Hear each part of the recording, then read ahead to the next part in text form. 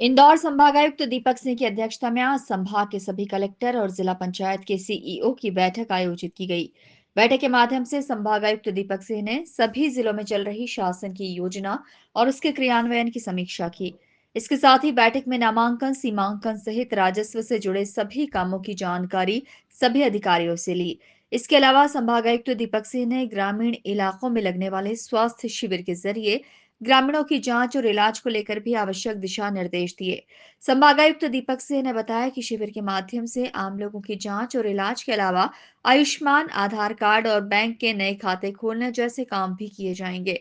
संभागायुक्त दीपक सिंह के मुताबिक पूरे इंदौर संभाग में राजस्व से जुड़े करीब 3,000 प्रकरण अभी भी लंबित हैं, जिसका निराकरण जल्द से जल्द करने के आदेश सभी कलेक्टर्स को दिए गए हैं।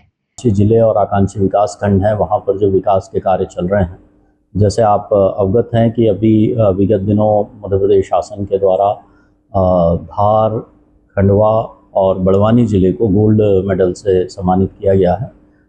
खरगोन और झाबुआ जिले को सिल्वर मेडल से भी सम्मानित किया गया है। हमने जो राजस्व विभाग के विभिन्न जो कार्य हैं, जैसे सीमांकन, नामांतरण, बंटवारा, इसमें हमारा प्रयास ये है कि 3 महीने से अधिक का कोई प्रकरण लंबित ना रहे, सभी जिले सुनिश्चित कर रहे हैं। इसके साथ ही राजस्व प्रकरणों के निराकरण में सभी जिलों को ये कहा गया है कि 1 वर्ष से पुराना कोई भी प्रकरण लंबित नहीं रहना चाहिए। अभी पूरे संभाग में हमारे 2 वर्ष से अधिक के लगभग 3,000 प्रकरण हैं। इनको हमने लक्ष्य में रखा है कि अगले 1 महीने में 100% प्रकरणों का हम निराकरण कर लेंगे। 2-3 जो मुख्य काम चल रहे हैं, एक तो जो ट्राइबल एरिया में धरती आबा ग्राम उत्कर्ष अभियान चल रहा है, जिसके अंतर्गत सभी अनुसूचित जनजाति के लोगों के हमें आधार कार्ड बनाने हैं, आयुष्मान कार्ड बनाने हैं, उनके जाति प्रमाण पत्र बनाना सुनिश्चित करना है, उनके बैंक के जनधन के अकाउंट खोलना है। तो उसमें हम लोग सैचुरेशन के लिए कार्रवाई कर रहे हैं। सभी जिले उसमें बहुत ही तत्परता से काम कर रहे हैं और लगभग 90% उपलब्धि ऑलरेडी हम लोगों ने कर ली है। प्रयास ये है कि अगले 1-2 महीने में हम इसको 100% अचीव कर लें।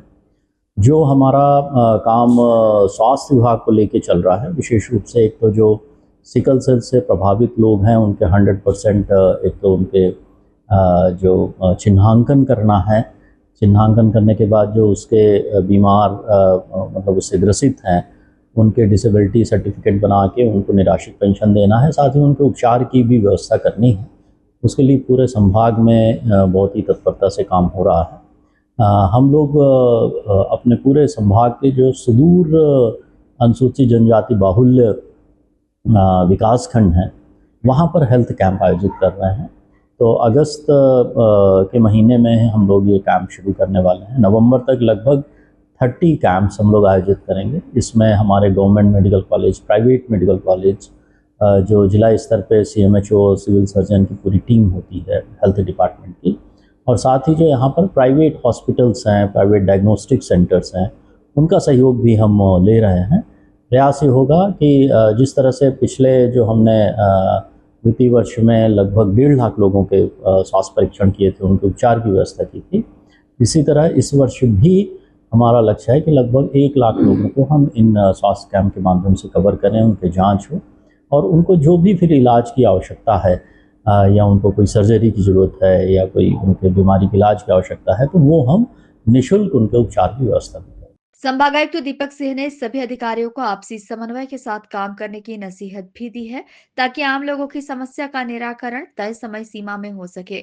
Bureau report, INN news, Indore.